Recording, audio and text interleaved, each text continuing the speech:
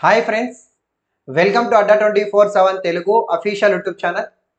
So ఈరోజు మనం ఈ సెషన్లో ప్రధానంగా టీఎస్పీఎస్సీ గ్రూప్ 2 అలాగే ఇతర పోటీ పరీక్షలకు కూడా ఎగ్జామినేషన్లో అడిగేందుకు అవకాశం ఉన్నటువంటి కొన్ని ఇంపార్టెంట్ ఇండియన్ హిస్టరీ క్వశ్చన్స్ అయితే మనం ఇక్కడ డిస్కస్ చేయబోతా ఉన్నాం. సో చాలా ఇంపార్టెంట్ క్వశ్చన్స్ అన్ని కూడా ఉన్నాయండి. ప్రతి దాన్ని కూడా మనం ఏంటనేసి అంటే చాలా డెప్త్గా డీటెయిల్డ్ ఇన్ఫర్మేషన్తో మనం డిస్కస్ చేసే ప్రయత్నం చేద్దాం. ఓకేనా? సో ఇంకా ఎవరైనా మన అడ్డా 24/7 సంబంధించినటువంటి ఈ యొక్క యాప్ని కానీ ఇన్స్టాల్ కానీ చేయకోకుండా ఉన్నట్లయితే వెంటనే ఇన్స్టాల్ చేసుకోండి. సో ఇంకా ఎవరైనా సరే మన అడ్డా 24 సంబంధించినటువంటి ఈ యొక్క యూట్యూబ్ ఛానల్ని కూడా సబ్స్క్రైబ్ కానీ చేసుకోకుండా ఉన్నట్లయితే వెంటనే సబ్స్క్రైబ్ చేసుకోండి. అలాగే మన అడ్డా 24/7లో ఆల్ ప్రొడక్ట్స్ పైన ఏబిపిఎస్సి గ్రూప్ 2 కానీ అలాగే టీఎస్పీఎస్సి గ్రూప్ 2 కానీ సచివాలయం బ్యాచ్ కూడా మీకు స్టార్ట్ చేస్తున్నాం. ఆ బ్యాచ్ పైన కానీ ఎస్ఎస్సి జీడీ బ్యాచ్ పైన కూడా అసలు అన్ని బ్యాచెస్ పైన కూడా 17% డిస్కౌంట్ అయితే మీకు అందుబాటులో ఉన్నది. సో ఎవరైనా సరే యూటిలైజ్ చేసుకోవాలనుకుంటే మాత్రం వైఫై 66 అనేటువంటి మన ప్రోమో కోడ్ ఇచ్చేయండి. 17% డిస్కౌంట్ కూడా మీకు ఏంటనేసి అంటే అందుబాటులో ఉంటుంది. ఓకేనా? సో మనమైతే ఎక్కువ లేట్ చేయకోకుండా మన సెషన్ని స్టార్ట్ చేసే ప్రయత్నం చేద్దాం. ఓకేనా? Here is the first question. Who was the ruler of Calicut when Vasco da Gama arrived in India with 3 ships? Vasco da Gama 3 నౌకలతో భారతదేశానికి వచ్చినప్పుడు కాలికట్ ప్రాంతాన్ని పరిపాలిస్తున్నటువంటి పాలకుడు ఎవరు? కాలికట్ ప్రాంతాన్ని పరిపాలిస్తున్న పాలకుడు ఎవరు? ట్రై చేయండి ఆన్సర్ని. జామోరిన్, అబ్దుల్ మజీద్, కాబ్రాల్, అలాగే ఆదిల్ షా అనేసి మనకి ఇక్కడ 3 ఆప్షన్స్ కూడా ఇచ్చారండి. సో 4 ఆప్షన్స్ కూడా ఉన్నాయి. ఒకసారి జాగ్రత్త చూసి ఆన్సర్ చేసే ప్రయత్నం చేయండి. ఓకేనా?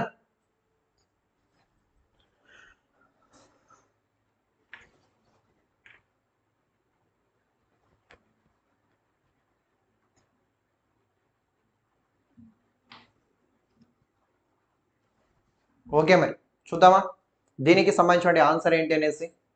ప్రధానంగా మనం చూసుకున్నట్లయితే వాస్కో డిగామా భారతదేశానికి వచ్చే నాటికి కాలికట్ ప్రాంతాన్ని పరిపాలిస్తున్నటువంటి ఆ రాజు పేరు ఏంటి అనేసి అంటే జామోరిన్ అనేసి మనం ఇక్కడ చెప్తాం. ఏంటి? జామోరిన్ అనే ఒక పేరుతో మనం ఏంటనేసి అంటే చెప్పడం జరుగుతుంది అనమాట.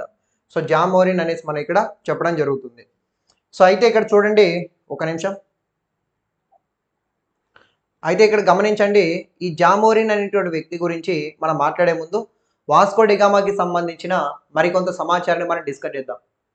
ప్రధానంగా వాస్కో డిగామా అనేటువంటి వ్యక్తి ఏ దేశం అండి? పోర్చుగల్ దేశానికి సంబంధించినటువంటి వ్యక్తి అనేసి మనం చెప్పుకుంటాం. అయితే వాస్కో డిగామా మన భారతదేశానికి సముద్ర మార్గాన్ని ఎవరి సహకారంతో కనుగొనడం ప్రారంభించాలనేసి అంటే ప్రధానంగా మనం చూసుకున్నట్లయితే జాన్ 2 అనే ఒక వ్యక్తి యొక్క ప్రోత్సాహంతో కాదు, ఇమాన్యుయల్ 2 ప్రోత్సాహంతో అతను ఏంటనేసి అంటే భారతదేశానికి సముద్ర మార్గాన్ని కనుగొనడానికి బయలుదేరుతాడు. అంటే వాస్కో డిగామాని ప్రోత్సహించిన వ్యక్తిగా మనం ఎవరిని చెప్పుకుంటామనేసి అంటే ఇమాన్యుయల్ 2 అనే ఒక వ్యక్తి మన వాస్కో డిగామా ఏంటనేసి అంటే భారతదేశానికి సముద్ర మార్గాన్ని కనుగొనడంలో ప్రోత్సహించినటువంటి ఒక వ్యక్తిగా మనం ఏంటనేసి అంటే ఇతన్ని చెప్పుకుంటాం అనే ఒక అంశాన్ని కూడా మీరు ఇక్కడ గుర్తుపెట్టుకోవాల్సి ఉంటుంది. సో ఇతని యొక్క సహకారంతోనే వాస్కో డిగామా ప్రధానంగా పోర్చుగల్ దేశంలోని లిస్బన్ అనే ఒక ఓడరేవు ఉంటుందండి. ఆ లిస్బన్ అనే ఒక ఓడరేవు నుండి ఇతను ఏంటనేసి అంటే ప్రధానంగా జీబ్రాల్టర్ జలసంధి గుండా ప్రయాణించి, సో లిస్బన్ అనే ఒక ఓడరేవు నుండి జీబ్రాల్టర్ జలసంధి గుండా ప్రయాణించి ఇతను ఏంటనేసి అంటే ప్రధానంగా మన భారతదేశానికి ఏంటనేసి అంటే చేరుకున్నాడు. ఎక్కడి నుండి? కేప్ ఆఫ్ గుడ్ హోప్ అనే ఒక ప్రాంతం ఉంటుందన్నమాట. కేప్ ఆఫ్ గుడ్ హోప్ అనే ఒక ప్రాంతం. ఈ కేప్ ఆఫ్ గుడ్ హోప్ అనే ప్రాంతానికి చేరుకున్న తర్వాత అతనికి ఏంటనేసి అంటే అక్కడి నుంచి ఎటు వెళ్ళాలి అనే ఒక అంశం పట్ల అవగాహన లేదు. అప్పుడు ఆ కేప్ ఆఫ్ గుడ్ హోప్ అనే ప్రాంతం నుంచి భారతదేశానికి సముద్ర మార్గాన్ని కనుగొనడంలో అతనికి సహకరించినటువంటి వ్యక్తిగా మనం ఎవరిని చెప్పుకుంటాం అనేసి అంటే ఒక అరబ్ యాత్రికుడు ఉంటాడు. అరబ్ వర్తక వ్యాపారం చెప్పుకుంటాం అతన్ని. అతని పేరే అబ్దుల్ మజీద్. అంటే లిస్బన్ ఓడరేవు నుండి జిబ్రాల్టర్ జలసంధి గుండా భారతదేశానికి సముద్ర మార్గాన్ని కనుగొందామని బయలుదేరి కేప్ ఆఫ్ గుడ్ హోప్ అనే ప్రాంతానికి చేరుకున్న తర్వాత ఎటు వెళ్ళేది అతనికి అర్థం కాలేదు. అప్పుడు ఆ కేప్ ఆఫ్ గుడ్ హోప్ అనే ప్రాంతం నుండి అతనికి భారతదేశానికి రావడంలో సాయం చేసినటువంటి వ్యక్తిగా మనం ఎవరిని చెప్పుకుంటామనేసి అంటే అబ్దుల్ మజీద్ అనే ఒక అరబ్ వ్యాపారి సహాయం చేశాడు. మొత్తానికి అతని సహకారంతో 1498 మే 17వ తారీఖున ఇతను ఏంటనేసి అంటే మన భారతదేశానికి చేరుకున్నాడు అనే ఒక అంశాన్ని కూడా మీరు ఇక్కడ గుర్తుపెట్టుకోవాలి. సో ఈ విధంగా 1498 మే 17వ తేదీన వాస్కోడిగా మన భారతదేశానికి వచ్చినాడికి. సో భారతదేశాన్ని పరిపాలిస్తున్నటువంటి రాజు పేరు ఏంటనేసి అంటే సికిందర్ లోడి. అలాగే మన దక్షిణ భారతదేశాన్ని పరిపాలిస్తున్నటువంటి రాజు పేరు ఏంటనేసి అంటే సాలువ సాలువ ఇమ్మడి నరసింహరాయల్. ఇమ్మడి నరసింహరాయల్. ఇమ్మడి నరసింహరాయల్. అలాగే కాలికట్ ప్రాంతాన్ని పరిపాలిస్తున్నటువంటి ఆ రాజు పేరు జామోరిన్ అనే ఒక అంశాన్ని కూడా మీరు ఇక్కడ గుర్తుపెట్టుకోవాల్సి ఉంటుంది అనమాట. ఆ జామోరిన్ మనం ఏమంటాం అనేసి అంటే రాజా విక్రమ మనువర్మ. రాజా విక్రమ మనువర్మ అనేటువంటి పేరుతో పిలుస్తాం. రాజా విక్రమ మనువేంద్ర వర్మ అనేటువంటి ఒక పేరుతో కూడా మనం పిలుస్తాం. అయితే వాస్కోడిగామాని అతను సాధారణంగా ఆహ్వానించి అతనికి కావాల్సినటువంటి వస్తువులన్నీ కూడా కొనిచ్చి వాళ్ళ దేశాన్ని పంపిస్తే ఇక్కడ అమ్మినటువంటి వస్తువులు దాదాపుగా అక్కడికి వెళ్ళి అమ్మితే 60 రెట్లు లాభం అనేది రావడం జరిగిందనే ఒక అంశాన్ని కూడా మీరు గమనించవచ్చు. ఫైనల్గా దీనికి ఆన్సర్ ఏంటండి? ఆప్షన్ ఏ అనేది మనకి ఇక్కడ కరెక్ట్ ఆన్సర్. అలాగే వాస్కోడిగామా యొక్క పడవ పేరు ఏంటనేసి అంటే సాహో గాబ్రియల్ లేదంటే సౌత్ గాబ్రియల్ అనే ఒక పేరుతో కూడా మనం చెప్పుకుంటాం అనమాట. ఓకేనా? సో నెక్స్ట్ క్వశ్చన్ చూద్దాం. So next question, Sati was abolished by William Bentinck in which year? Sati సహగమన నిషేధ చట్టాన్ని విలియం బెంటిక్ ఏ సంవత్సరంలో రద్దు చేయడం జరిగింది అనేసి మనకి ఇక్కడ అడుగుతా ఉన్నారండి. ట్రై చేయండి ఆన్సర్ని. ఓకే,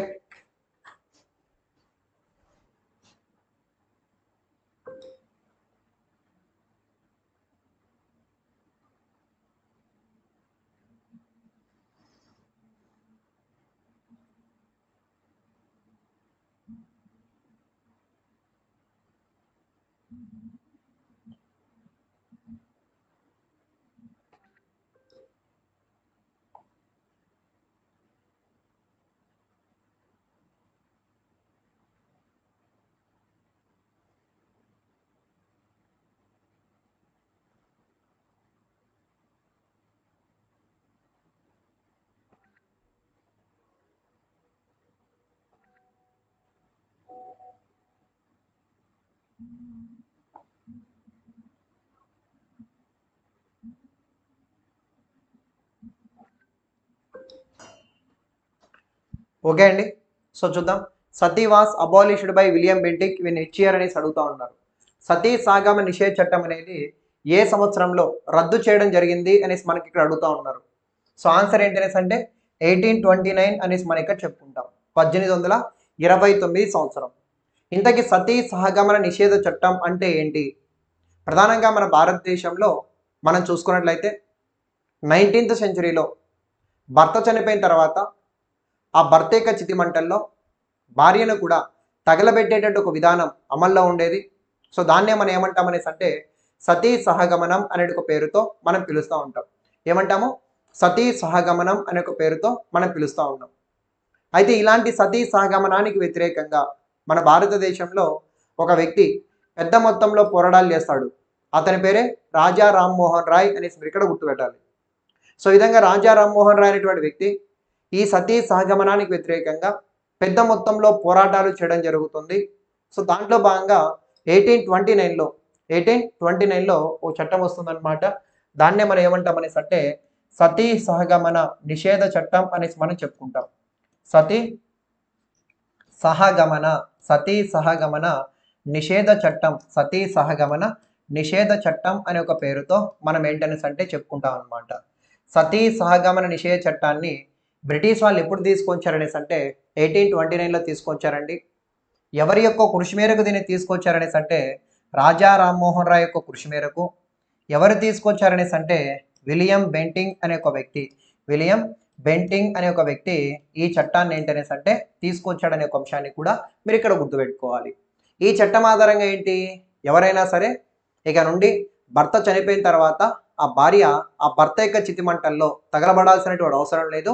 ఎవరైనా సరే ఇలాంటి కార్యక్రమాలకు పాల్పడితే తోలు తీస్తామని చెప్పి బ్రిటిష్ వాళ్ళు ఏంటనేసి అంటే ఇలాంటి ఒక చట్టాన్ని తీసుకొచ్చారనేసి మనం చెప్పుకుంటాం. ఇది దాని యొక్క ఇంపార్టెన్స్. ప్రధానంగా మన రాజా రామ్మోహన్ రాయ్ లాంటి వ్యక్తి యొక్క మరొక ఇంపార్టెంట్ పాయింట్ ఏంటనేసి అంటే ఇతని యొక్క కృషి మేరకే మన భారతదేశంలో 1835లో ఆంగ్ల విద్యా విధానాన్ని కూడా ప్రవేశపెట్టారు. ఆంగ్ల విద్యా విధానాన్ని కూడా ప్రవేశపెట్టారు. సో ఆంగ్ల విద్యా విధానాన్ని ప్రధానంగా మన భారతదేశంలో ఎవరి యొక్క కృషి మేరకు ప్రవేశపెట్టారనేసి అంటే రాజా రామ్మోహన్ రాయ్ గారి యొక్క కృషి మేరకు ఏంటనేసి అంటే ప్రవేశపెట్టారు. ప్రవేశపెట్టినటువంటి వ్యక్తిగా మనం ఎవరిని చెప్పుకుంటామనేసి అంటే విలియం బెంటింగ్ అనే ఒక వ్యక్తిని, విలియం బెంటింగ్ అనేటువంటి ఒక వ్యక్తిని మనం ఏంటనేసి అని చెప్పుకుంటాం. ఇంకా మన భారతదేశంలో ఇలాంటివి చాలా ఉంటాయండి. ఒకసారి మనం లిస్ట్ అవుట్ చేసుకున్నట్లయితే చూడండి, ఇక్కడ 1843 ఇంపార్టెంట్ ఇయర్, 1856 ఇంపార్టెంట్ ఇయర్, ఆ తర్వాత చూస్తే 1872 కూడా మనకి ఏంటనేసి అంటే ఇంపార్టెంట్ ఇయర్. 1843లో ఏమొస్తుంది అనేసి అంటే ప్రధానంగా ఈ విధంగా ఏంటనేసి అంటే నిషేధం, దేనికి సంబంధించి నిషేధం అనేసి అంటే ఈ విధంగా చూసుకున్నట్లయితే ఎలెన్ బరో అనేటువంటి వ్యక్తి బానిసత్వాన్ని నిషేధిస్తాడనమాట. దీన్ని బానిసత్వం. ప్రధానంగా మన భారతదేశంలో ఢిల్లీ సుల్తాన్ల కాలం నుండే బానిసత్వ విధానం అనేది అమల్లో ఉండేది. అలాంటి బానిసత్వ విధానాన్ని 1843లో ఈ విధంగా ఎలెన్ బరో అనేటువంటి వ్యక్తి ఈ బానిసత్వ విధానాన్ని రద్దు చేయడం జరుగుతుంది అనే ఒక అంశాన్ని కూడా మీరు గుర్తుపెట్టుకోవాలి. అలాగే 1856 యొక్క ఇంపార్టెన్స్ ఏంటండి? వితంతు పునర్వివాహ చట్టం. అంటే భర్త చనిపోయిన తర్వాత ఆ భార్యలకి ఏంటనేసి అంటే మరి ఒక వివాహాన్ని జరిపించే ఒక పద్ధతినే వితంతు పునర్వివాహం అని అంటాం. అలాంటి వితంతు పునర్వివాహ చట్టాన్ని తొలిసారిగా 1856 సంవత్సరంలో లార్డ్ డల్హౌసీ అనేటువంటి ఒక వ్యక్తి, లార్డ్ డల్హౌసీ అనేటువంటి వ్యక్తి తీసుకొచ్చాడనే ఒక అంశాన్ని కూడా మీరు ఇక్కడ గుర్తుపెట్టుకోవచ్చు అనమాట. అలాగే 1872 అంటే ఈ విధంగా మనం చూసుకుంటే స్త్రీ పురుషులకి సంబంధించి భారతదేశ చరిత్రలోనే మొట్టమొదటిసారిగా స్త్రీ పురుషులకి సంబంధించి కనీస వివాహ వయసు నిర్ణయించడం కోసం, కనీస వివాహ వయసు నిర్ణయించడం కోసం తొలిసారిగా ఇలాంటి ఒక చట్టాన్ని తీసుకొచ్చారు. దాన్నే మనం ఏమంటాం అనేసి అంటే 1872 నేటివ్ మ్యారేజీ యాక్ట్ అనేసి మనం చెప్పుకుంటాం. 1872 స్థానిక వివాహ చట్టము అనే ఒక పేరుతో కూడా మనం ఏంటనేసి అంటే చెప్తామనే ఒక అంశాన్ని కూడా మీరు ఇక్కడ గుర్తుపెట్టుకోవాల్సి ఉంటుంది. సో ఇది దానికి సంబంధించిన సమాచారం. సో నేటివ్ మ్యారేజ్ యాక్ట్ ఆధారంగా భారతదేశంలో ఒక స్త్రీకి వివాహం చేయాలంటే కనీస వయసు ఎంత అనేసి అంటే 14 ఏళ్ళు. అలాగే ఒక పురుషుడికి వివాహం చేయాలంటే కనీస వివాహ వయసు ఎంత అనేసి అంటే 18 ఏళ్ళు అనేసి గుర్తుపెట్టుకోండి. అయితే ఈ చట్టాన్ని ఎవరు తీసుకొని వస్తారు? బ్రిటిష్ వాళ్ళు నార్త్ బ్రూక్ అనేటువంటి ఒక అధికారి తీసుకొని వస్తాడు. ఎవరి యొక్క కృషి మేరకు తీసుకొని వస్తాడు అనేసి అంటే కేశవ చంద్రసేన్ అనే ఒక వ్యక్తి ఉంటాడు. ఆయన యొక్క కృషి మేరకు ఏంటనేసి అంటే తీసుకురావడం జరుగుతుంది అనే ఒక అంశాన్ని కూడా మీరు ఇక్కడ గుర్తుపట్టాల్సి ఉంటుంది అనమాట. ఓకేనా? సో నెక్స్ట్ క్వశ్చన్ చూద్దాం. ఓకే, ట్రై చేయండి. Who of the following was known as frontier Gandhi? క్రింది వాణిలో ఫ్రాంటియర్ గాంధీ అనేసి ఎవరిని పిలవడం జరుగుతుంది? ట్రై చేయండి.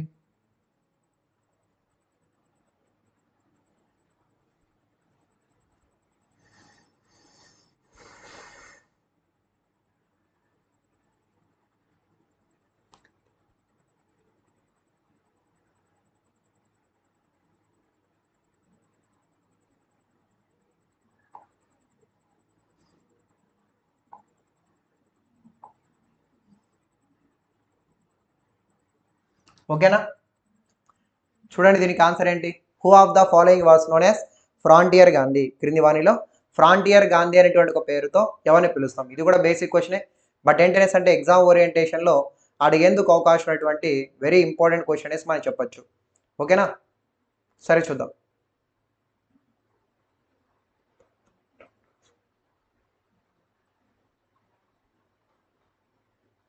ఓకే, సో ఆన్సర్ ఏంటి ఇక్కడ?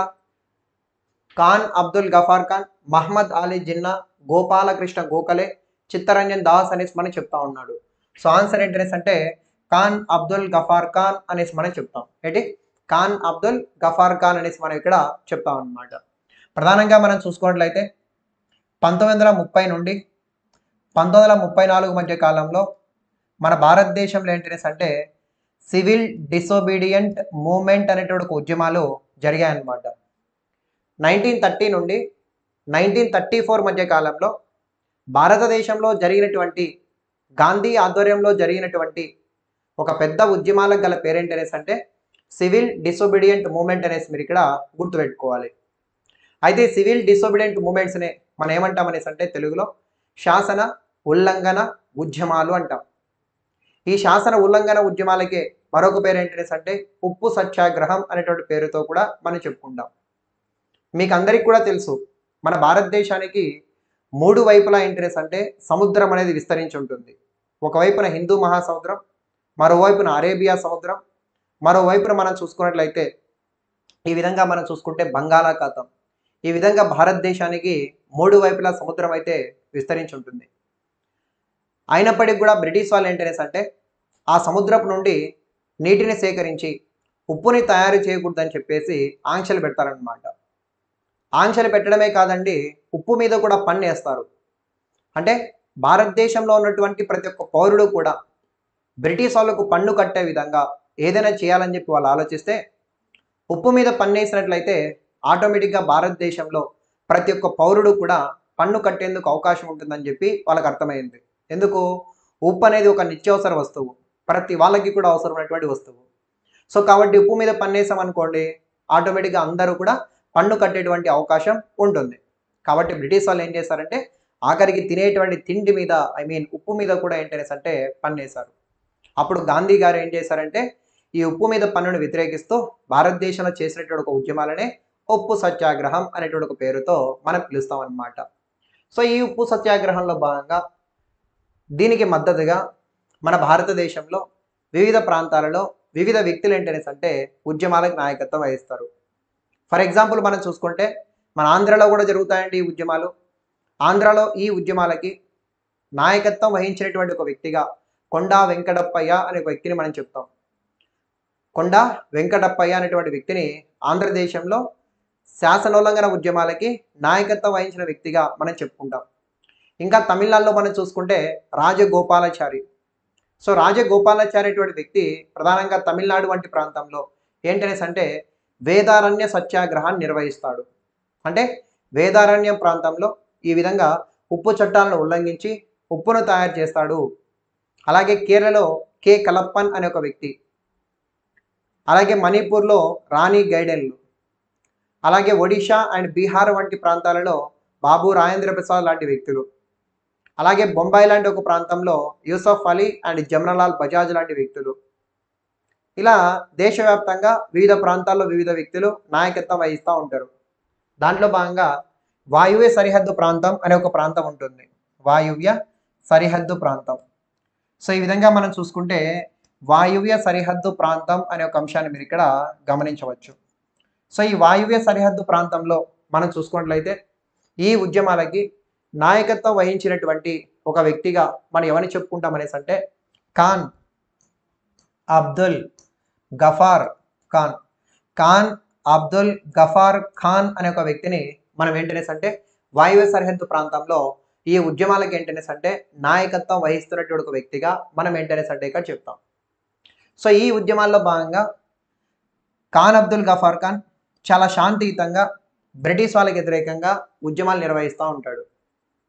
అయితే ఇతను ఇక్కడ చేస్తున్నటువంటి ఉద్యమాలకి గల పేరు ఏంటి అనేసి అంటే రెడ్ షర్ట్ మూమెంట్ అనేసి మనం చెప్తాం. Red shirt movement. So Khan Abdul Ghaffar Khan ప్రధానంగా మనం చూసుకున్నట్లయితే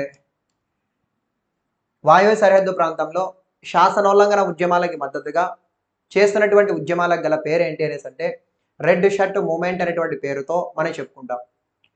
ఈ ఉద్యమాల్లో భాగంగా అతనికి సాయం అందిస్తున్నటువంటి సైన్యం పేరు ఏంటి అనేసి అంటే ఖుదాయ్ ఖిద్మత్ గార్డ్ అనేటువంటి పేరుతో మనం చెప్పుకుంటాం. ఖుదాయ్ ఖిద్మత్ గార్డ్స్ అనేటువంటి పేరుతో ఈ ఉద్యమాలలో ఏంటనేసి అంటే వాళ్ళకి సహకరిస్తారనే ఒక అంశాన్ని కూడా మీరు ఇక్కడ గుర్తుపెట్టుకోవాలి. ఈ ఉద్యమాల్లో భాగంగానే ఇతను ఏమని పిలువబడతాడనేసి అంటే సరిహద్దు గాంధీ, ఫ్రాంటియర్ గాంధీ అనేటువంటి ఒక పేరుతో కూడా పిలువబడతాడు. సో ఈ విధంగా సరిహద్దు గాంధీ లేదా ఫ్రాంటియర్ గాంధీగా పిలువబడుతున్నటువంటి ఒక వ్యక్తిగా మనం ఎవరిని చెప్పుకుంటాం అనేసి అంటే ఇతడినే మనం ఇక్కడ చెప్పుకుంటాం. ఓకేనా? సో దీనికి ఆన్సర్ ఏంటండి? ఖాన్ అబ్దుల్ గఫార్ ఖాన్ అనేది మనకి ఇక్కడ సరైనటువంటి సమాధానం.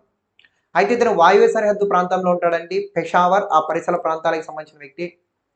అయితే 1947లో భారతదేశానికి స్వతంత్రం వచ్చేటప్పుడు భారతదేశం ఏంటంటే 2 భాగాలుగా విభజించబడింది కదా. ఈ విధంగా ఇతను ఏంటనేసి అంటే భారతదేశాన్ని 2 దేశాలుగా విభజించొద్దు అని చెప్పిన ఒక ముస్లిం వ్యక్తిగా మనం ఎవరిని చెప్పుకుంటాం అనేసి అంటే ఇతను చెప్పుకుంటాం. కాబట్టి ఇతని ముస్లిం మతస్థులు ఏమని చెప్తారు తెలుసా? ముస్లిం ద్రోహి అని చెప్పి ఇతను చెప్తాడు. అయితే ఇతను ఇండియాకి ఇండిపెండెన్స్ వచ్చిన తర్వాత పాపం ఇతను ఉన్నటువంటి ప్లేస్ పాకిస్తాన్లో కలిసిపోవడం వల్ల సో ఇతను పాకిస్తాన్గా ఉండిపోవాల్సి వచ్చింది. అయినప్పటికీ కూడా మన భారత ప్రభుత్వం ఇతన్ని గుర్తించి భారతరత్న అవార్డును కూడా ఏంటనేసి అంటే ఇవ్వడం జరిగిందనమాట. భారతరత్న అవార్డును కూడా ఇచ్చింది. భారతదేశ చరిత్రలో తొలిసారిగా భారతరత్న అవార్డు పొందిన మొదటి విదేశీయుడు అనేసి మనం ఎవరిని చెప్పుకుంటాం అనేసి అంటే ఇతన్నే చెప్పుకుంటాం. భారతరత్న అవార్డు పొందిన తొలి విదేశీయుడు అనేసి మనం ఎవరిని చెప్పుకుంటాం? ఖాన్ అబ్దుల్ గఫార్ ఖాన్ అనే ఒక వ్యక్తిని మనం ఏంటనేసి అంటే ఇక్కడ చెప్పుకుంటాం. సో ఆన్సర్ ఏంటండి? Option A. అలాగే ఇతనికి సంబంధించిన ఒక ప్రముఖ పత్రిక పఖ్తున్ అనే ఒక పేరుతో ఒక పత్రిక ఉంటుంది. అలాగే పుస్తో అనే ఒక పేరుతో కూడా మరొక పత్రిక ఏంటనేసి అంటే ఉంటది అనే ఒక అంశాన్ని మీరు ఇక్కడ గమనించవచ్చు. ఓకేనా? సో నెక్స్ట్ క్వశ్చన్ చూద్దాం. Which among the following initiative taken by the British helped the renaissance of India? భారతదేశంలో సాంఘిక సాంస్కృతిక పునరుజ్జీవన ఉద్యమాల్లో భాగంగా బ్రిటిష్ వాళ్ళు తీసుకొచ్చేటువంటి కొన్ని ఇనిషియేటివ్స్ ఏంటి అనేసి అడుగుతూ ఉన్నారు. ట్రై చేయండి ఆన్సర్ని.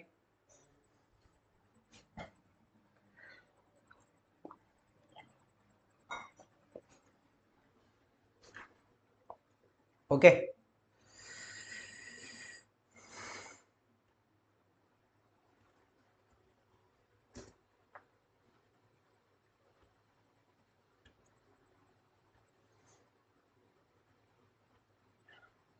ట్రై చేయండి.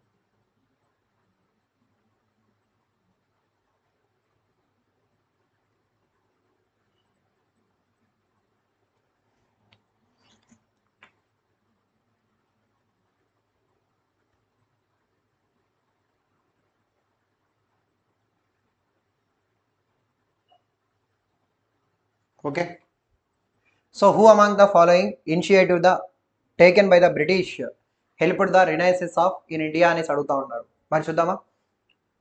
So introduction of uniform system of laws and government, centralising tendency of British rule, introduction of English language, introduction of modern transport facility. So దీనికి ఆన్సర్ ఏంటనేసి అంటే ఇవన్నీ కూడా సరైనటువంటి సమాధానాలు. సో బ్రిటిష్ వాళ్ళు మన భారతదేశానికి చాలా మంచి చేశారనేసి మనం కొన్ని విషయాల్లో మనం చెప్పుకోవచ్చు. ఆర్థిక దోపిడీ ఇవన్నీ పక్కన పెడితే భారతదేశంలో ఉన్నటువంటి మూఢనమ్మకాలు, దురాచారాలని సమాజం నుండి దూరం చేసినటువంటి ఒక ఘనత అది ఎవరికి దక్కుతుందంటే బ్రిటిష్ వారికి మాత్రమే దక్కుతుంది. అయితే వాటిని మన భారతదేశం నుండి దూరం చేయడం కోసం బ్రిటిష్ వాళ్ళు కొన్ని విధానాలను ప్రవేశపెట్టారు. దాంట్లో భాగంగా introduction of uniform system of laws and government. ప్రధానంగా మన భారతదేశంలో బ్రిటిష్ వాళ్ళు ఏంటనేసి అంటే యూనిఫామ్ సిస్టమ్ ఆఫ్ లాస్ని తీసుకొని వచ్చారనేసి మనం ఇక్కడ చెప్పొచ్చు. అలాగే centralising the tendency of British rule. ప్రధానంగా బ్రిటిష్ వారి పరిపాలనలో ఏంటనేసి అంటే కేంద్రీకృతమైనటువంటి అంశాలు ఏంటనేసి అంటే తీసుకొని సో దేశవ్యాప్తంగా కూడా ఇలాంటి మూఢనమ్మకాలు, దురాచారాల పైన ఉక్కుపాదం మోపారని చెప్పొచ్చు. Introduction of English language. ప్రధానంగా ఆంగ్ల విద్యా విధానాన్ని ప్రవేశపెట్టారు. అన్నిటికన్నా వెరీ ఇంపార్టెంట్ పాయింట్ అండి, ఆంగ్ల విద్యా విధానాన్ని ప్రవేశపెట్టడం. ఎప్పుడైతే మన భారతదేశంలో ఆంగ్ల విద్యా విధానాన్ని ప్రవేశపెట్టారో ఆటోమేటిక్గా మన భారతదేశంలో ఉన్నటువంటి ఎవరైతే యువత ఇంగ్లీష్ నేర్చుకోవడం ప్రారంభించారో ఆటోమేటిక్గా కొన్ని పుస్తకాలు చూడడం ప్రారంభించారు. ఆ పుస్తకాలు కూడా ఇతర దేశాలకి సంబంధించిన పుస్తకాలు. ఆ పుస్తకాలు చదవడం వల్ల ఏమవుతుంది, ఆ దేశంలో ఉన్నటువంటి సామాజిక పరిస్థితులు, ఆ దేశంలో ఉన్నటువంటి మత పరిస్థితులు ఇవన్నీ కూడా వాళ్ళకి ఏంటనేసి అంటే అర్థమవుతాయి. ప్రపంచం ఏ విధంగా ముందుకెళ్తా ఉంది, మేము ఏ విధంగా వెనక్కి వెళ్తా ఉన్నాం అనే ఒక అంశాలు ఏంటనేసి అంటే వీళ్ళకి బాగా తెలుస్తాయి.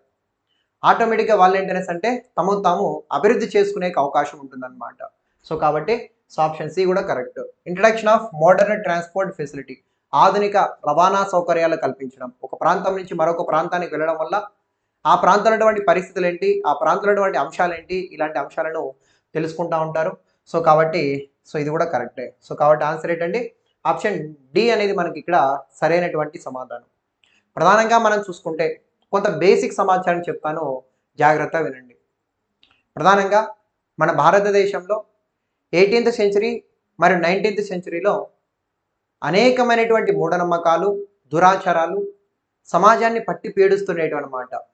ఫర్ ఎగ్జాంపుల్ అవి ఏంటి అనేసి అంటే మెయిన్గా మనం చూసుకున్నట్లయితే స్త్రీలకి వివాహం స్త్రీలకి విద్య లేకపోవట, స్త్రీలకి విద్య లేకపోవట, విద్య లేకపోవట. సో అలాగే మనం చూసుకున్నట్లయితే బాల్య వివాహాలు, బాల్య వివాహాలు. ఆ తర్వాత మనం చూసుకున్నట్లయితే వితంతు పునర్వివాహాలు లేకపోవుట, వితంతు పునర్వివాహాలు లేకపోవుట. అలాగే సతీ సహగమనం, సతీ సహగమనం. ఇంకా మనం చూసుకున్నట్లయితే బానిసత్వం, బానిసత్వం. అలాగే స్త్రీ మరియు శిశు హత్యలు, స్త్రీ హత్యలు, అలాగే శిశు హత్యలు, స్త్రీ హత్యలు, అలాగే శిశు హత్యలు. సో ఇలా చెప్పుకుంటూ పోతే అనేకమైనటువంటి మూఢనమ్మకాలు అలాగే దురాచారాలు ఏంటనేసి అంటే మన సమాజంలో ఉండేవి అనమాట. వీటన్నిటినీ కూడా సమాజం నుండి దూరం చేయడం కోసం బ్రిటిష్ వాళ్ళు మన భారతదేశంలో ఎన్నో చట్టాలను ఏంటనేసి అంటే తీసుకురావడం జరిగిందనమాట. సో వీటిని సమాజం నుండి దూరం చేయడం కోసం పోరాటాలు చేసినటువంటి మొట్టమొదటి వ్యక్తిగా మన భారతదేశంలో మనం ఎవరిని చెప్పుకుంటామనేసి అంటే రాజా రామ్మోహన్ రాయ్ అనే ఒక వ్యక్తిని మనం చెప్పుకుంటాం. అందుకోసమే రాజా రామ్మోహన్ రాయ్ మనం ఏమంటాం, భారతదేశంలో సాంఘిక సాంస్కృతిక పునరుజ్జీవన ఉద్యమ పితామహుడు అనే ఒక పేరుతో మనం ఎవరిని చెప్పుకుంటామనేసి అంటే రాజా రామ్మోహన్ రాయ్ గారిని మనం ఏంటనేసి అంటే చెప్పుకుంటాం అనే ఒక అంశాన్ని కూడా మీరు ఇక్కడ గుర్తుపెట్టుకోవాల్సి ఉంటుందన్నమాట. అసలు మన భారతదేశంలో 19th సెంచరీలో పరిస్థితులు ఎలా ఉండేవి, 18th సెంచరీలో ఎలా ఉండేవి అనేసి మనం ఒకసారి చూసుకుందాం. ఒక సగటు తల్లిదండ్రుల యొక్క ఆలోచన ఎలా ఉండేదో చూద్దాం. వివాహమైంది, ఆ తర్వాత ఏంటనేసి ఒక సంతానం కలిగింది. ఆ సంతానం స్త్రీ అయితే అంటే ఒక ఆడబిడ్డ అయితే వాళ్ళు ఎలా ఫీల్ అయ్యేవాళ్ళంటే సో చాలా సాడ్గా ఫీల్ అయ్యేవాళ్ళు అనమాట. చాలా షార్ట్గా ఏంటనే ఫీల్ అయ్యేవాళ్ళు. ఇంకొందరు అయితే ఏం చేస్తారు తెలుసా, పుట్టిన వెంటనే తీసుకొని చంపేస్తూ ఉన్నారు. అలాంటి వాటిని మనం ఏం చెప్పుకుంటా ఉన్నాం, స్త్రీ హత్యలు అని చెప్పుకుంటా ఉన్నాం. వాటిని శిశు హత్యలు అనేటువంటి పేరుతో కూడా మనం చెప్పుకుంటాం. సరే ఎందుకు ఇలా చేసేవాళ్ళు? ఆ కాలంలో ఏంటనేసి అంటే స్త్రీలకి సమాజంలో రక్షణ అనేది కరువైంది. బ్రిటిష్ వాళ్ళు మన భారతదేశాన్ని పరిపాలించేటప్పుడు భారతదేశంలో స్త్రీలకి రక్షణ కరువైందనమాట. ఎక్కడ చూసినా కూడా అఘాయిత్యాలు, ఎక్కడ చూసినా కూడా ఎక్కువ మొత్తంలో వాళ్ళ మీద ఇబ్బంది పెట్టేటువంటి కార్యక్రమాలు ఇవన్నీ కూడా జరిగేటివి. సో అవన్నీ కూడా తెలుసుకున్నటువంటి వీళ్ళు ఒక స్త్రీ పుడితే వాళ్ళని కాపాడుకోవాలి, అలాగే వాళ్ళని ఇది చేయాలని చెప్పేసి వాళ్ళు ఆలోచించి వాళ్ళు ఏం చేస్తూ ఉంటారంటే ఇలా భ్రూణ హత్యలు చేసుకుంటూ ఉన్నారు. ఒకవేళ సరే కొందరు మంచిగా ఉండి కొంచెం పెంచిన తర్వాత ఏం చేస్తారంటే 10-12 ఏళ్ళు రాకముందే, కనీసం 10-12 ఏళ్ళు రాకముందే వాళ్ళు ఏం చేస్తూ ఉంటారంటే ఈ విధంగా బాల్య వివాహాలు చేసేటోళ్ళు. సో వివాహం చేస్తే ఆటోమేటిక్గా ఆ వచ్చిన అల్లుడే ఏంటనేసి అంటే మొత్తం కూడా ఆమెని చూసుకుంటాడులే అని చెప్పేసి అలా వివాహం చేసేవాళ్ళు. అలా వివాహం చేసుకున్న తర్వాత ఒకవేళ వాళ్ళ హస్బెండ్ చనిపోతే ఆ భర్త యొక్క చితిమంటలో భార్యను కూడా తగలబెట్టేటోళ్ళు. సో ఇలాంటి నమ్మకాలు, మూఢనమ్మకాలు ఇవన్నీ కూడా మన భారతదేశంలో ఉండేటివి అనేసి గుర్తుపెట్టుకోవాలి. అయితే కొన్ని జీకే బిట్స్ చెప్తాను, గుర్తుపెట్టుకోండి. ప్రపంచంలో మొట్టమొదటిసారిగా ఇలాంటి అంశాలకు వ్యతిరేకంగా ఉద్యమాలు ఏ దేశంలో వచ్చాయనేసి అంటే ఇటలీ అండి. ప్రపంచంలోనే మొట్టమొదటిసారిగా సాంఘిక సాంస్కృతిక పునరుజ్జీవన ఉద్యమాలు ఏ దేశంలో వచ్చినాయనేసి అంటే ఇటలీ. మరి మన భారతదేశంలో ఏ రాష్ట్రంలో తొలిసారిగా వచ్చాయనేసి అంటే బెంగాల్. మన ఆంధ్రలో తొలిసారిగా ఏ ప్రాంతంలో వచ్చాయనేసి అంటే మన తెలుగు రాష్ట్రాలలో రాజమండ్రిలో తొలిసారిగా ఏంటనేసి అంటే ఇలాంటివి ఉద్యమాలు ఏంటనేసి అంటే రావడం జరిగింది. ప్రపంచంలో మొట్టమొదటిసారి అంటే ఇటలీ, భారతదేశంలో మొట్టమొదటిసారి అంటే బెంగాల్, ఆంధ్రదేశంలో మొట్టమొదటిసారి అంటే రాజమండ్రి అనే ఒక అంశాన్ని మీరు ఇక్కడ గమనించవలసి ఉంటుంది. ఓకేనా? సో నెక్స్ట్ క్వశ్చన్ చూద్దాం. దీనికి ఆన్సర్ ఏంటి? Which party was established Subhash Chandra Bose after came out of Indian National Congress?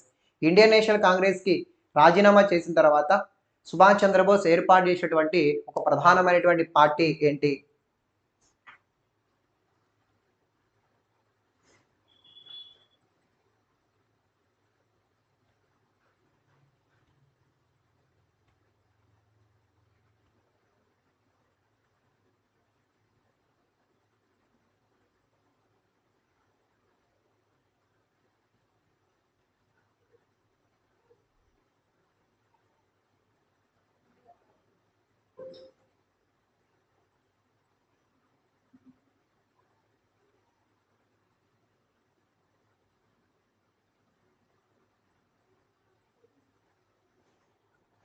Okay, చూద్దాం.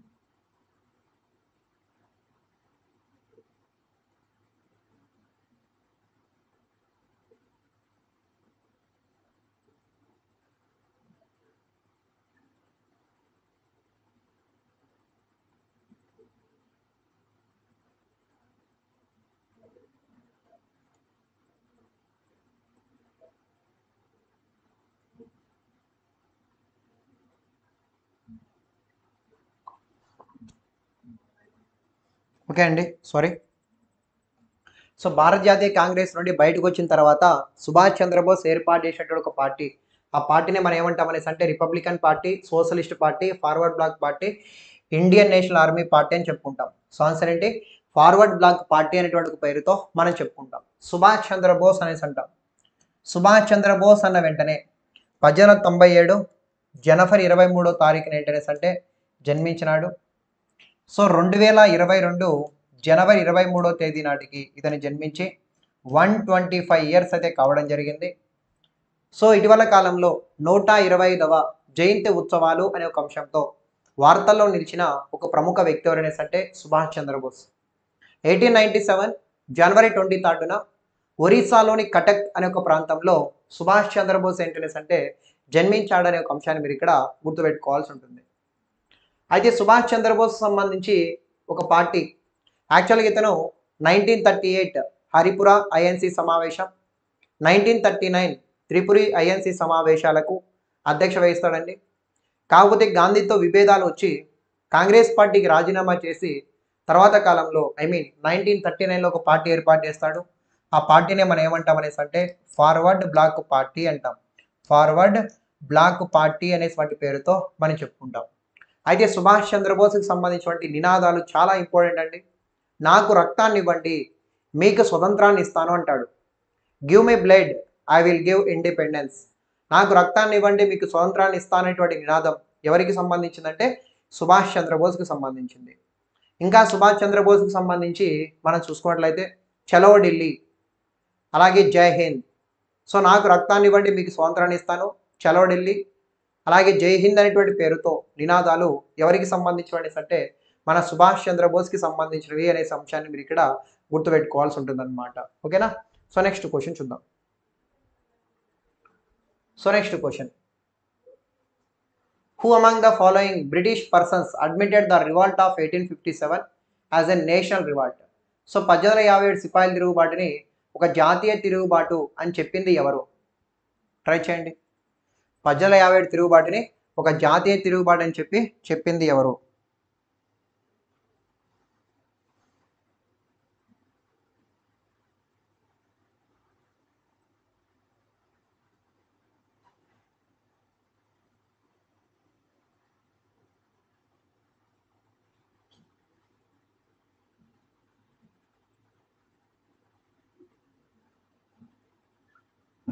ఓకే, సో 1857 సిపాయిల తిరుగుబాటు మీద ఏ ఎగ్జామ్ రాసినా కూడా సో క్వశ్చన్స్ ఏంటనేసి అంటే వచ్చేదానికి అవకాశం ఉంటుందన్నమాట. సో కాబట్టి దాన్ని బేస్ చేసుకొని ఆన్సర్ చేసే ప్రయత్నం చేయండి. ఓకేనా? సరే చూద్దాం. సో 1857 సిపాయిల తిరుగుబాటును ఉద్దేశించి జాతీయ తిరుగుబాటుని పేర్కొన్నటువంటి వ్యక్తిగా మనం ఎవరిని చెప్పుకుంటాం అనేసి అంటే డిజ్రాయిలీ అనే ఒక వ్యక్తిని మనం చెప్పుకుంటాం. ఎవరు చెప్పుకుంటాం? డిజ్రాయిలీ అనే ఒక వ్యక్తిని మనం ఏంటనేసి అంటే చెప్తాం. ప్రధానంగా మనం చూసుకుంటే 1857 సిపాయిల తిరుగుబాటుని, అసలు 1857 తిరుగుబాటుకి సిపాయిల తిరుగుబాటు అని పేరు పెట్టింది ఎవరనేసి అడుగుతారు. 1857 తిరుగుబాటుకి సిపాయిల తిరుగుబాటు అని పేరు పెట్టింది ఎవరనేసి అంటే సర్ సయ్యద్ అహ్మద్ ఖాన్ అనే ఒక వ్యక్తి ఉంటాడు. సర్ సయ్యద్ అహ్మద్ ఖాన్ అనే ఒక వ్యక్తి. సో ఈ సర్ సయ్యద్ అహ్మద్ ఖాన్ అనేటువంటి వ్యక్తి సో 1857 తిరుగుబాటుకి సిపాయిల తిరుగుబాటు అనే ఒక పేరుని పెట్టాడు. అలాగే 1857 సిపాయిల తిరుగుబాటును ఉద్దేశించి ఇతను ఒక పుస్తకాన్ని కూడా రాశాడండి. దాన్నే మనం ఏమంటాం అనేసి అంటే the causes of Indian mutiny అనే ఒక పేరుతో ఒక పుస్తకాన్ని కూడా రాశాడు. సో 1857 తిరుగుబాటును ఉద్దేశించి సర్ సయ్యద్ అహ్మద్ ఖాన్ రాసినటువంటి ఒక ప్రముఖ బుక్ ఏంటనేసి అంటే the causes of Indian mutiny అనే ఒక పేరుతో ఒక పుస్తకాన్ని రాశాడు. ఈ పుస్తకంలో ప్రధానంగా సిపాయిల తిరుగుబాటును ఉద్దేశించి ఇతను బ్రిటిష్ వాళ్ళని సమర్థించాడు అనమాట. అంటే భారతీయ సిపాయిలు తప్పంటూ బ్రిటిష్ వాళ్ళని సమర్థించేటువంటి ఒక వ్యక్తిగా మనం ఎవరిని చెప్పుకుంటాం అనేసి అంటే సర్ సయ్యద్ అహ్మద్ ఖాన్ మనం చెప్పుకుంటాం. అలాగే 1857 తిరుగుబాటును ఉద్దేశించి భారత భారత ప్రథమ భారత ప్రథమ స్వాతంత్ర సంగ్రామము భారత ప్రథమ స్వాతంత్ర్య సంగ్రామము అని చెప్పింది ఎవరు అనేసి అడుగుతారు. సో 1857 తిరుగుబాటును ఉద్దేశించి భారత ప్రథమ స్వాతంత్ర సంగ్రామము అని చెప్పింది ఎవరనేసి అంటే ఆర్సి మజుందార్ అనే విడి సావర్కర్ అనే ఒక వ్యక్తి చెప్తాడు. సో 1857 రివాల్ట్ను ఉద్దేశించి భారత ప్రథమ స్వాతంత్ర సంగ్రామము అని చెప్పింది ఎవరనేసి అంటే విడి సావర్కర్, వినాయక్ దామోదర్ సావర్కర్ అనేటువంటి వ్యక్తి చెప్పాడు. లేదు 1857 తిరుగుబాటు అనేది భారత ప్రథమ స్వాతంత్ర సంగ్రామము కాదు అని చెప్పింది ఎవరు? కాదు అని చెప్పింది ఎవరు అనేసి అంటే అది కూడా గుర్తుపెట్టుకోండి. అది చెప్పింది ఎవరు? ప్రధానంగా మనం చూసుకున్నట్లయితే ఆర్సి మజుందార్ అనేటువంటి వ్యక్తి కాదు అని చెప్పాడు. అలాగే 1857 తిరుగుబాటును ఉద్దేశించి ఇది ఒక జాతీయ తిరుగుబాటు అని చెప్పింది ఎవరనేసి అంటే డిజ్రాయిలీ అనే ఒక వ్యక్తి ఇది ఒక జాతీయ తిరుగుబాటు అని చెప్పాడు అనే ఒక అంశాన్ని కూడా మీరు ఇక్కడ గమనించవచ్చు. ఓకేనా? Who was the elected the president of Indian National Congress in Surat session of 1907 famous for Surat split? Ras Bihari Ghosh, Lala Lajpat Rai, Dadabhai Naoroji and Pheroze Shah Mehta. Try చేయండి ఆన్సర్ని.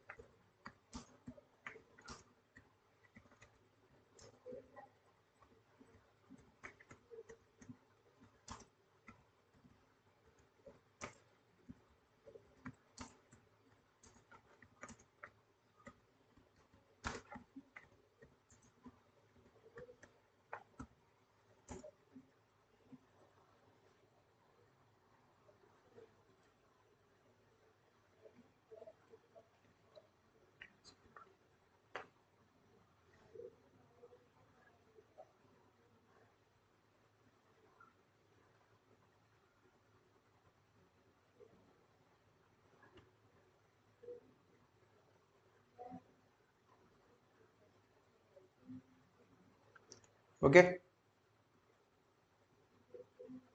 చూద్దాం. సో దీనికి సంబంధించినటువంటి ఆన్సర్ ఏంటనేసి మనం చూద్దాం. Who was selected the president of Indian National Congress in the Surat session of 1907 అనేసి అడుగుతూ ఉన్నాడు. సో ఆన్సర్ ఏంటి అనేసి మనం ఇక్కడ చూస్తే చాలా ఇంపార్టెంట్ అండి. సో ఆన్సర్ ఏంటి ఇక్కడ? రాస్ బిహారీ బోస్ అనేసి మనం చెప్తాం. రాస్ బిహారీ ఘోష్ అనే ఒక అంశాన్ని కూడా మనం ఇక్కడ చెప్తాం. ప్రధానంగా మనం చూసుకున్నట్లయితే 1905 ఐఎన్సి సమావేశం గుర్తుపెట్టుకోండి, 1906 ఐఎన్సి సమావేశం గుర్తుపెట్టుకోండి, 1907 ఐఎన్సి సమావేశం గుర్తుపెట్టుకోండి, అండ్ ఫైనల్గా 1916 ఐఎన్సి సమావేశాన్ని కూడా మీరు ఇక్కడ గమనించాలి. 4 ఐఎన్సి సమావేశాల గురించి నీట్గా డిస్కషన్ చేద్దాం. 1905లో ఈ యొక్క ఐఎన్సి సమావేశము, 1916 ఐఎన్సి సమావేశము, 1907 ఐఎన్సి సమావేశం, 1916 ఐఎన్సి సమావేశం. సో ఎక్కడెక్కడ జరిగాయి అనే అంశాన్ని మనం తెలుసుకుందాం. 1905లో ఐఎన్సి సమావేశము ఎక్కడ జరిగింది అనేసి అంటే వారణాసి లేదా బెనారస్ లేదా కాశీ. 1906లో కలకత్తా, 1906లో కలకత్తా, 1907లో సూరత్, 1907లో సూరత్, 1916లో లక్నో, 1916లో లక్నోలో ఏంటనేసి అంటే ఈ యొక్క ఐఎన్సి సమావేశాలు జరిగినాయి అనే ఒక అంశాన్ని కూడా మీరు ఇక్కడ గుర్తుపెట్టుకోవాలి. సో 1905లో ఐఎన్సి సమావేశము వారణాసి కేంద్రంగా జరగగా ఆ ఐఎన్సి సమావేశానికి అధ్యక్షత వహించినటువంటి ఒక మహానుభావుడి పేరు ఏంటనేసి అంటే గోపాలకృష్ణ గోఖలే అనే ఒక అంశాన్ని మీరు ఇక్కడ గమనించవచ్చు. 1906లో ఐఎన్సి సమావేశము కలకత్తాలో జరగగా ఐఎన్సి సమావేశానికి అధ్యక్ష వహించినటువంటి వ్యక్తి పేరు ఏంటనేసి అంటే దాదాభాయ్ నౌరోజీ అనేసి మనం చెప్తున్నాం. 1907లో సూరత్ కేంద్రంగా ఐఎన్సి సమావేశం జరగగా ఆ సూరత్ ఐఎన్సి సమావేశానికి అధ్యక్షత వహించినటువంటి ఒక వ్యక్తిగా మనం ఎవరిని చెప్పుకుంటామనేసి అంటే రాస్ బిహారీ ఘోష్ అనే ఒక వ్యక్తిని మనం చెప్పుకుంటాం. 1916లో లక్నో కేంద్రంగా ఐఎన్సి సమావేశం జరగగా 1916లో లక్నో కేంద్రంగా ఐఎన్సి సమావేశం జరగగా దీనికి ఎవరు సార్ అధ్యక్ష వహించిందనేసి అంటే ప్రధానంగా మజుందార్ అనే ఒక వ్యక్తి, అంబికా చందన్ మజుందార్ అనే ఒక వ్యక్తి దీనికి ఏంటనేసి అంటే అధ్యక్ష వహించాడు. సార్ మొత్తానికి ఐఎన్సి సమావేశాలు అయితే చెప్పారు, వాడి యొక్క ఇంపార్టెన్స్ ఏంటి అనేసి మనం ఇక్కడ తెలుసుకుందాం. ఓకేనా? యాక్చువల్గా ఏం జరిగిందంటే అది 1905 అండి, జూలై 20వ తారీఖు. లార్డ్ కర్జన్ అనేసి ఒక ఆయన ఉంటాడు, లార్డ్ కర్జన్, బ్రిటిష్ వైస్రాయ్గా Lord Curzon. So Lord Curzon ఏం చేశాడంటే డివైడ్ అండ్ రూల్, సో విభజించు పాలించు అనేటువంటి సిద్ధాంతాన్ని బేస్ చేసుకొని ఈ బెంగాల్ ప్రాంతాన్ని ఏంటనేసి అంటే 2 భాగాలుగా విభజించడం జరిగింది. తూర్పు బెంగాల్ మరియు పశ్చిమ బెంగాల్గా 2 భాగాలుగా విభజించాడు. అయితే అలా విభజించిన తర్వాత అదే సంవత్సరంలో ఐఎన్సి సమావేశం జరిగింది. ఆ ఐఎన్సి సమావేశానికి ఎవరు అధ్యక్ష వహించారనేసి అంటే 1905లో వారణాసి కేంద్రంగా డిసెంబర్లో గోపాలకృష్ణ గోఖలే అనే వ్యక్తి అధ్యక్ష వహించాడు. అయితే ఆ సమావేశంలో కొంతమంది వ్యక్తులు ఏమని చెప్తా ఉన్నారంటే బెంగాల్ విభజనకు వ్యతిరేకంగా ఉద్యమాలు చేద్దాం, ఆ ఉద్యమాలు కేవలం బెంగాల్కి మాత్రమే పరిమితం చేద్దాం అని చెప్తా ఉన్నారు. ఇలా చెప్పింది ఎవరంటే మితవాదులు. సో మితవాదులు ఏమని చెప్తా ఉన్నారు, బెంగాల్ విభజనకు వ్యతిరేకంగా ఉద్యమాలు చేద్దాం, ఆ ఉద్యమాలు కేవలం బెంగాల్కి మాత్రమే పరిమితం చేద్దాం అని చెప్పింది ఎవరనేసి అంటే మితవాదులు చెప్తా ఉన్నారు. అతివాదులు ఏం చెప్తారంటే లేదు బెంగాల్ విభజనకు వ్యతిరేకంగా ఉద్యమాలు చేద్దాం, కానీ ఆ ఉద్యమాలు దేశం మొత్తానికి కూడా విస్తరిద్దామని చెప్పి అతివాదులు ఏంటనేసి అంటే చెప్తా ఉన్నారు. ఆటోమేటిక్గా ఈ మితవాదులకి అండ్ అతివాదులకు మధ్య గొడవలు అనేటివి వస్తాయి. సో అక్కడ ఏంటనేసి అంటే గొడవలు స్టార్ట్ అయ్యాయనేసి మనం చెప్పొచ్చు. మళ్ళీ ఏం జరిగిందంటే 1906 ఐఎన్సి సమావేశానికి సంబంధించి అధ్యక్ష పదవికి గాను పోటీ జరుగుతూ ఉంది. అతివాదులందరూ కూడా తమ తరపున బాలగంగాధర్ తిలక్ లాంటి ఒక బలమైన వ్యక్తిని అధ్యక్షుడిగా చేయాలని చెప్పి నిర్ణయించారు. అప్పుడు మితవాదులు ఏంటనేసి అంటే ఒక ఆలోచన చేస్తారు, పొరపాటున కానీ అతివాదుల చేతుల్లోకి కాంగ్రెస్ వెళ్తే సో వేరే విధంగా ఉంటుందని చెప్పి భావించి వాళ్ళ తరపున ఒక వ్యక్తిని పెడతారు. ఆ వ్యక్తి ఎవరనేసి అంటే భారతదేశ కురవృద్ధుడు అని చెప్పుకుంటాం. అతని యొక్క ఇంపార్టెన్స్ ఏంటనేసి అంటే అతను చెప్తే కాంగ్రెస్లో ఎవరైనా సరే వినాల్సిందే. అలాంటి వ్యక్తిని ఐఎన్సి సమావేశానికి అధ్యక్ష పెడతారు. సో మొత్తానికి 1906లో ఎవరిని ఐఎన్సికి అధ్యక్షుడిగా పెట్టారనేసి అంటే దాదాబాయి నౌరోజీని. ఆ ఐఎన్సి సమావేశంలో ఏం జరిగింది అనే ఒక అంశాన్ని ఇక్కడ మనం చూసుకుంటే 4 తీర్మానాలను ప్రవేశపెట్టారండి. ఏంటా తీర్మానాలు? స్వరాజ్ తీర్మానం, స్వదేశీ తీర్మానం, స్వదేశీ తీర్మానం, బాయ్కాట్ తీర్మానం, స్వరాజ్ తీర్మానం, స్వదేశీ తీర్మానం, బాయ్కాట్ తీర్మానం, అలాగే నేషనల్ ఎడ్యుకేషన్ తీర్మానం, నేషనల్ ఎడ్యుకేషన్ అంటే జాతీయ విద్యా తీర్మానాన్ని ప్రవేశపెట్టారనే ఒక అంశాన్ని మీరు గుర్తుపెట్టుకోవాలి. స్వరాజ్ తీర్మానాన్ని మొట్టమొదటిసారిగా ఏ ఐఎన్సి సమావేశంలో ప్రవేశపెట్టారనేసి అంటే 1905 ఐఎన్సి సమావేశంలో. స్వదేశీ తీర్మానం, బాయ్కాట్ తీర్మానం, జాతీయ విద్యా తీర్మానాన్ని కూడా ఇక్కడే ప్రవేశపెట్టారు. సో ఎన్ని ప్రవేశపెట్టినా కూడా మితవాదులు అతివాదుల మధ్య గొడవలు అనేటివి ఆగలేదు. ఆ తర్వాత ఏకంగా 1907లో ఏం జరిగిందంటే సూరత్ కేంద్రంగా జరిగినటువంటి ఈఐఎన్సి సమావేశంలో మితవాదులు అంటే మోడరేట్స్, అలాగే అతివాదులు అంటే ఎక్స్ట్రీమ్స్, వీళ్ళిద్దరు కూడా విడిపోయారు. దీన్నే మనం ఏమని చెప్తామనేసి అంటే సూరత్ చీలిక అని చెప్పుకుంటాం. సో ఈ విధంగా 1907 ఐఎన్సి సమావేశంలో మితవాదులు ప్లస్ అతివాదులు ఇద్దరు కూడా విడిపోయారు. అప్పుడు ఐఎన్సీకి అధ్యక్షగా వహించింది ఎవరనేసి అంటే రాస్ బిహారీ బోస్ అనే వ్యక్తి అధ్యక్ష వహించాడు. ఇలాగ 1907లో మితవాదులు అతివాదులు విడిపోగా మళ్ళీ 1916లో లక్నో కేంద్రంగా జరిగినటువంటి ఐఎన్సి సమావేశంలో మళ్ళీ మితవాదులు అతివాదులు కలుసుకుంటారు అనే ఒక అంశాన్ని మీరు ఇక్కడ గుర్తుపెట్టుకోవాలి. అయితే వీళ్ళని కలిపింది ఎవరు? మోడరేట్స్ని అండ్ ఎక్స్ట్రీమ్స్ని కలిపింది ఎవరు అనేసి అంటే ముగ్గురు పేర్లు గుర్తుపెట్టుకోండి. మహమ్మద్ అలీ జిన్నా, బాలగంగాధర్ తిలక్, అని బీసెంట్. మహమ్మద్ అలీ జిన్నా, బాలగంగాధర్ తిలక్, అని బీసెంట్ అనేటువంటి ముగ్గురు వ్యక్తులు ఏంటనేసి అంటే వీళ్ళని కలిపారు అనే ఒక అంశాన్ని కూడా మీరు ఇక్కడ ఏంటనేసి అంటే గుర్తుపెట్టుకోవాల్సి ఉంటుంది అనమాట. సో ఇది దానికి సంబంధించినటువంటి సమాచారం అనేసి మీరు ఇక్కడ గుర్తుపట్టాల్సి ఉంటుంది. ఓకేనండి. సో ఇది దానికి సంబంధించి. సో ఆన్సర్ ఏంటండి? Option 1 is the correct answer. So option A అనేది మనకి ఇక్కడ సరైనటువంటి సమాధానము. So next question, who published the newspaper Al Hilal? Al Hilal అనే ఒక వార్తాపత్రిక ఎవరిది అనేసి ఇక్కడ మనకు అడుగుతా ఉన్నారు. ట్రై చేయండి.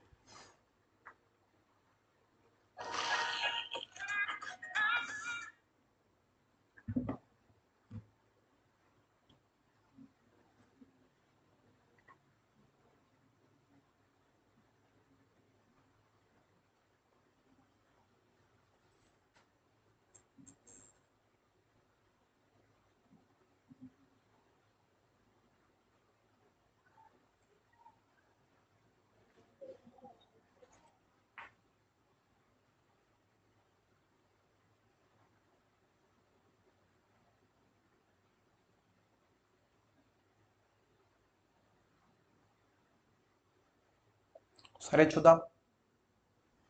సో అలీ హిలాల్ పేరుతో వార్తాపత్రికను ప్రచురించినటువంటి ఒక వ్యక్తిగా మనం ఎవరిని చెప్పుకుంటాం? So Mahatma Gandhi, Jawaharlal Nehru, Muhammad Ali Jinnah, Maulana Abul Kalam Azad. So answer ఏంటి? మౌలానా అబుల్ కలాం ఆజాద్ అనేసి మనం ఇక్కడ చెప్పుకుంటాం. మౌలానా అబుల్ కలాం ఆజాద్. సో మౌలానా అబుల్ కలాం ఆజాద్ గురించి మాట్లాడుకుంటే సో 1888 నవంబర్ 11వ తారీఖున ఏంటనేసి అంటే జన్మించింది. 1888 నవంబర్ 11వ తారీఖున జన్మించింది. సో ఎక్కడ జన్మించాడు సమీక్షాలి. 1888 నవంబర్ 11వ తారీఖున ఎక్కడ జన్మించాడు అనేసి అంటే సౌదీ అరేబియాలోని మక్కా అనే ఒక ప్రాంతంలో ఏంటనేసి అంటే జన్మించాడు. సో ఇతని జన్మదినాన్ని ప్రతి ఏడాది కూడా మనం చాలా ఇంపార్టెంట్ డేగా సెలబ్రేట్ చేస్తాం.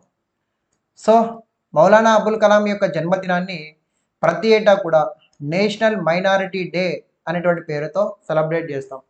జాతీయ మైనారిటీ దినోత్సవం అనే ఒక పేరుతో ప్రతి సంవత్సరం కూడా ఇతని యొక్క బర్త్డేని ఏంటనేసి అంటే సెలబ్రేట్ చేస్తాం. అలాగే ఇతని బర్త్డేని ప్రతి సంవత్సరం కూడా నేషనల్ ఎడ్యుకేషన్ డే అనే ఒక పేరుతో కూడా మనం సెలబ్రేట్ చేస్తాం.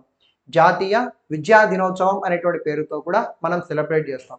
ఎందుకని సార్ ఇలా సెలబ్రేట్ చేస్తున్నాం అనేసి అంటే నేషనల్ మైనారిటీ డేని ఎందుకు సెలబ్రేట్ చేస్తున్నామంటే స్వతంత్రానికి పూర్వం భారతదేశంలో మైనార్టీల యొక్క సంక్షేమం కోసం కీలకంగా పాల్పడినటువంటి ఒక వ్యక్తిగా మనం ఎవరిని చెప్పుకుంటాం అంటే మౌలానా అబుల్ కలాం ఆజాద్ని మనం చెప్పుకుంటాం. కాబట్టి అతన్ని స్మరించుకుంటూ ఉన్నాం.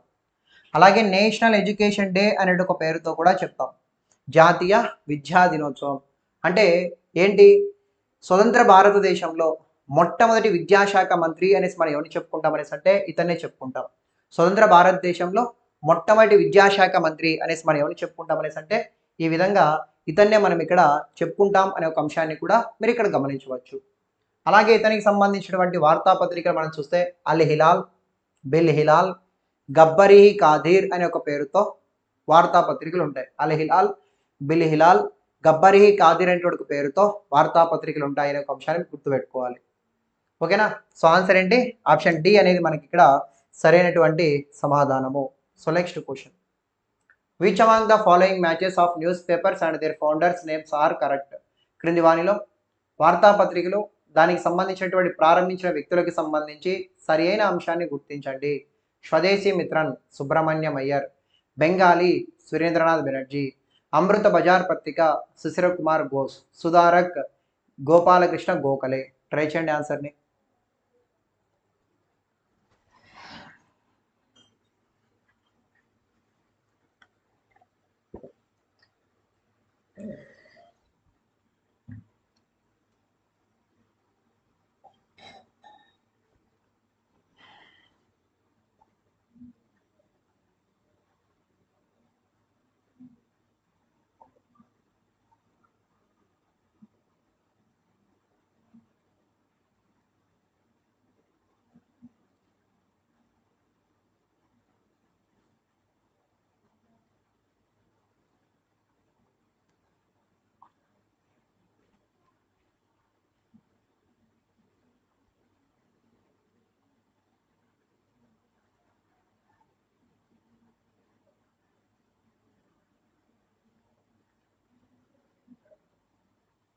ఓకే, చూద్దాం. మరి ప్రధానంగా 4 ఆప్షన్స్ అయితే ఉన్నాయండి. 4 వ్యక్తులు, వాళ్ళకి సంబంధించినటువంటి వార్తాపత్రికలు అని చెప్పేసి ఇక్కడ మనకు అడుగుతూ ఉన్నాడు.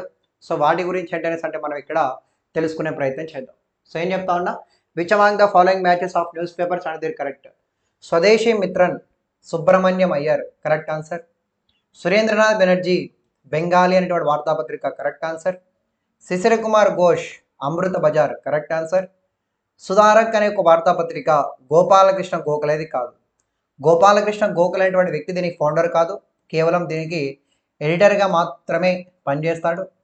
సో ఈ గోపాలకృష్ణ గోఖలే కాదు, మరి ఎవరు ప్రారంభించారనేసి అంటే జీజీ అగార్కర్ అనే ఒక వ్యక్తి. జీజీ అగార్కర్ అనే ఒక వ్యక్తి ప్రధానంగా ఎంజీ అనే ఒక శిష్యుడు అనమాట. ఈ జీజీ అగార్కర్ ఏంటనేసి అంటే సుధారక్ అనే పత్రికను ప్రారంభించాడు. కానీ ఆ పత్రికకు సంబంధించినటువంటి ప్రతి అంశం కూడా ఎవరి ఆధీనంలో ఉంటుందనేసి అంటే గోపాలకృష్ణ గోఖలే. ఎందుకంటే ఆయన ఎడిటర్గా పనిచేస్తూ ఉంటాడు, దానికి సంపాదకత్వాన్ని వహిస్తాడు. సో నెక్స్ట్ లాస్ట్ క్వశ్చన్ చూద్దాం. సో ఇక్కడ చూడండి, which among the following books were written by Raja Rammohan Roy? Raja Rammohan Roy రాసినటువంటి పుస్తకాలు ఏవి? Gift to the monotheist, precepts of Jesus, both of them and none of the above. None of the above. Try చేయండి ఆన్సర్ని.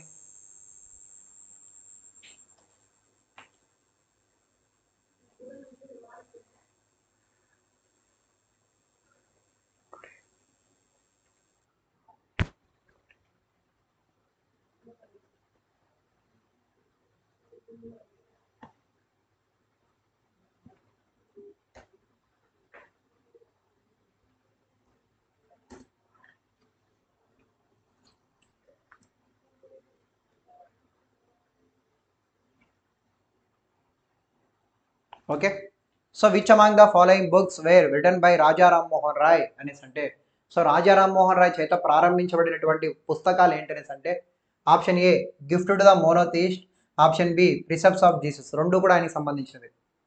అలాగే ఇంకో 2 ఉంటాయండి. So precepts, gift to the monotheist, precepts of Jesus. అలాగే మనం చూసుకున్నట్లయితే బ్రాహ్మణ సేవది అనేటువంటి పేరుతో ఉంటుంది. అలాగే మనం చూసుకున్నట్లయితే సో ఈ 3 వెరీ ఇంపార్టెంట్, అవి నేర్చుకున్నా కూడా సరిపోతుంది. ప్రధానంగా రాజా రామ్మోహన్ రాయ్ గురించి మనం మాట్లాడుకుంటే 1772 మే 22వ తారీఖున జన్మించాడండి. సో ఇతను జన్మించి 2022 మే 22వ తేదీ నాటికి ఎన్ని సంవత్సరాలు కావడం జరుగుతుందనేసి అంటే 250 సంవత్సరాలు అయితే కావస్తుంది కాదు, అయిపోయింది. సో కాబట్టి దానికి సంబంధించిన 250th బర్త్ యానివర్సరీ సెలబ్రేషన్స్ని చాలా ఘనంగా వెస్ట్ బెంగాల్లోని సాల్ట్ లేక్ అనే ఒక ప్రాంతంలో ఎవరు నిర్వహించారనేసి అంటే రాజా రామ్మోహన్ రాయ్ లైబ్రరీ ఫెడరేషన్ అనేటువంటి సంస్థ వెస్ట్ బెంగాల్లోని సాల్ట్ లేక్ అనే ఒక ప్రాంతంలో ఇతనికి సంబంధించినటువంటి 250th బర్త్ యానివర్సరీ సెలబ్రేషన్స్ని ఘనంగా నిర్వహించింది. సో ఇతనికి సంబంధించినటువంటి బిరుదులు మనం చూసుకుంటే సాంఘిక సాంస్కృతిక పునరుజ్జీవన ఉద్యమ పితామహుడు అంటాం, ఆధునిక భారతదేశ పితామహుడు అంటాం, పైనీర్ ఆఫ్ న్యూ ఇండియా అనేసి అంటాం, రాజా అనేసి అంటాం, నవయుగ వైతాళికుడు అనేటువంటి పేరుతో పిలుస్తాం, అలాగే ఆధునిక ప్రవక్త అనేటువంటి పేరుతో కూడా ఇతన్ని ఏంటనేసి అంటే పిలుస్తాం. ఇప్పుడు నేను చెప్పినటువంటి స్పీడ్గా చెప్పినటువంటి బిరుదులన్నీ కూడా ఎవరికి సంబంధించినవి అంటే మన RRRకి సంబంధించినవి. ఇతనికి సంబంధించిన వార్తాపత్రికలు సంవాద కౌముది, బంగదూత, అలాగే మనం చూసుకున్నట్లయితే మిరాతుల్ అక్బర్, బ్రాహ్మణ సేవది అని చెప్పుకుంటాం. పుస్తకాలు gift to the monotheist, guide to peace and happiness, అలాగే ప్రిసెప్ట్స్ ఆఫ్ జీసస్ అనేటువంటి పేరుతో కూడా మనం చెప్పుకుంటాం. అలాగే సంస్థలు ఆత్మీయ సభ, బ్రహ్మ బ్రహ్మ సమాజం అనేటువంటి పేరుతో కొన్ని సంస్థలు కూడా ఏంటనేసి అంటే ఈయనకి సంబంధించి ఏంటనేసి అంటే ఉంటాయన్నట్టు ప్రధానంగా. సో ఇవన్నీ కూడా ఆయనకి సంబంధించే. సో ఆన్సర్ ఏంటి? ఆప్షన్ సి అనేది మనకి ఇక్కడ కరెక్ట్ ఆన్సర్. ఓకేనా, ఇక్కడ వరకు చాలండి. సో మిగతా క్వశ్చన్స్ అన్ని కూడా మనం ఏంటనేసి అంటే నెక్స్ట్ సెషన్లో డిస్కస్ చేసే ప్రయత్నం చేద్దాం. అలాగే మన అడ్డా 24/7లో ప్రధానంగా మనం చూసుకున్నట్లయితే సచివాలయానికి సంబంధించి ఒక బ్యాచ్ కూడా మీకు ఇదే అక్టోబర్ మాసంలో స్టార్ట్ కాబోతా ఉంది. అలాగే SSC GD బ్యాచ్ కూడా మీకు ఏంటనేసి అంటే ఇదే అక్టోబర్ మాసంలో స్టార్ట్ కాబోతా ఉంది. అలాగే బ్యాంక్ ఫౌండేషన్ బ్యాచ్ కానీ, APPSC గ్రూప్ 2 బ్యాచెస్ కానీ, సో డిఫరెంట్ బ్యాచెస్ మీకు అందుబాటులో ఉన్నాయన్నమాట. సో మన అడ్డా 247లో చాలా బ్యాచెస్ మీకు అందుబాటులో ఉంటాయి. అన్నీ కూడా చాలా అంటే చాలా రీజనబుల్ ప్రైస్లో మీకు అందుబాటులో ఉంటాయన్నమాట. సో ఇంట్రెస్ట్ ఉన్నటువంటి క్యాండిడేట్స్ ఖచ్చితంగా జాయిన్ అయ్యే ప్రయత్నం చేయండి. సో జాయిన్ అయ్యే ముందు సో ఖచ్చితంగా Y566 అనేటువంటి మన ప్రోమో కోడ్ని అప్లై చేసినట్లయితే మీకు ఏంటనేసి అంటే ఇక్కడ 17% డిస్కౌంట్ అయితే కూడా అందుబాటులో ఉంటుందండి. ఓకేనా, సో ఈ విధంగా మనం చూసుకున్నట్లయితే 17% డిస్కౌంట్ కోసం Y566 అనేటువంటి మన ప్రోమో కోడ్ వచ్చేయండి.